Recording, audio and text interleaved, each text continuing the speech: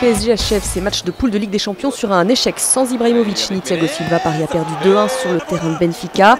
Le match avait pourtant bien débuté avec un but signé Cavani servi par Menez avant d'être rattrapé quelques minutes plus tard puis de s'incliner. Les Parisiens, déjà qualifiés pour les huitièmes, n'étaient sans doute pas assez concernés.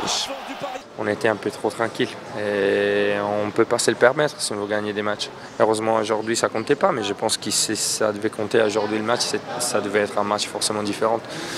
Donc ça va, et il est passé et il faut nous concentrer encore plus sur les 3 matchs qui restent jusqu'à la trêve.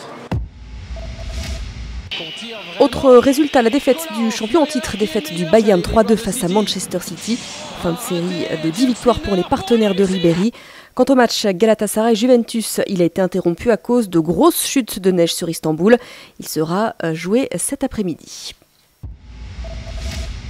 Ce soir, c'est au tour de Marseille de disputer son dernier match de poule, son dernier match de Ligue des Champions tout court d'ailleurs cette saison. À ce jour, pas le moindre point en compteur pour l'OM qui termine sa tournée européenne au Vélodrome. José Anigo espère un sursaut d'orgueil pour ne pas faire Fanny. Jusqu'à maintenant, le spectacle qu'on a donné n'a pas toujours été mauvais, mais en termes de points, on n'a rien réussi. Donc ce serait bien qu'on arrache quelque chose demain pour sortir de cette compétition proprement. La réplique du Qatar à ses contempteurs, l'organisation de la Coupe du Monde 2022 crispe, conditions de travail des ouvriers mais aussi date de l'événement en plein été ou peut-être finalement en hiver. Les organisateurs sont montés au créneau.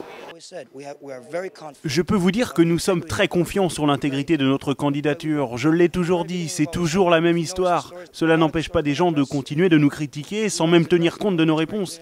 Mais il ne faut pas prêter trop attention à ces attaques.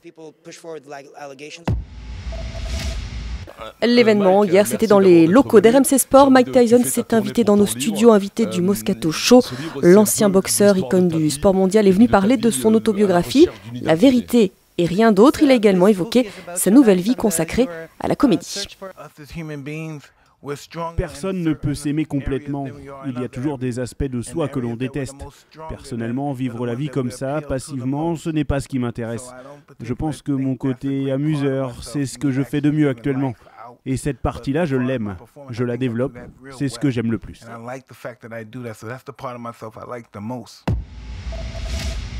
Du handball et l'équipe de France féminine toujours invaincue au mondial en Croatie. Victoire 23-19 face aux Pays-Bas. Les joueuses d'Alain Porte sont qualifiées pour les huitièmes. Et puis de la voile, un défi français pour la Coupe de l'América. L'idée a fait son chemin puisque le Team France sera présenté dans la journée. Pour le skipper, le gratin de la voile française, Franck Camas, Michel Desjoyaux et Olivier de Kersauzon.